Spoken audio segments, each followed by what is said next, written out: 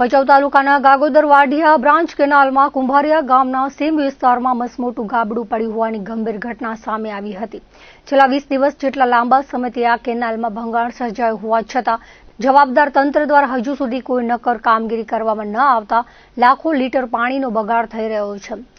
નર્મદાના નીરની ખેડૂતો જ્યારે ચાતક નજરે રાહ જોઈ રહ્યા હોય છે, ત્યારે તંત્રની આળસને કારણે અમૂલ્ય જળનો આ રીતે વેડફાટ થતા સ્થાનિકોમાં ભારે નારાજગી જોવા મળી રહી છે. કેનાલમાંથી અવિરત વહી રહેલું પાણી આસપાસના ખેતરોમાં ફરી વળ્યું છે, જેના કારણે તૈયાર પાકને નુકસાન થવાની સાથે સાથે ખેતીલાયક જમીન મોટા પાયે ધોવાણ થવાની ભીતિ ખેડૂતો સેવી રહ્યા છે.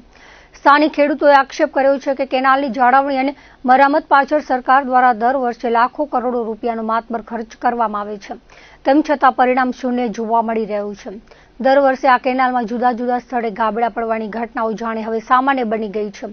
આ બાબત સીધી રીતે કેનાલના બાંધકામની ગુણવત્તા અને તેના મેન્ટેનન્સમાં થતી અનિયમિતતા સામે સવાલ ઉભા કરે છે. કુંભારિયા પાસે સર્જાયેલા ભંગાણ અંગે વારંવાર રજૂઆતો કરવા છતાં નર્મદા નિગમના અધિકારીઓના પેટનું પાણી હલતું નથી, જે અત્યંત આઘાતજનક બાબત છે. હાલમાં કેનાલના ગાબડામાંથી વહેતા પાણીને કારણે ખેડૂતોને મુશ્કેલીમાં અનેક ગણો વધારો થયો છે. જો વહેલી તકે આ ગાબડાનું સમારકામ કરવામાં નહીં આવે તો કેનાલનું ભંગાણ વધુ મોટું થઈ શકે છે અને તેનાથી મોટા પાયે નુકસાન થવાની પણ શક્યતા છે.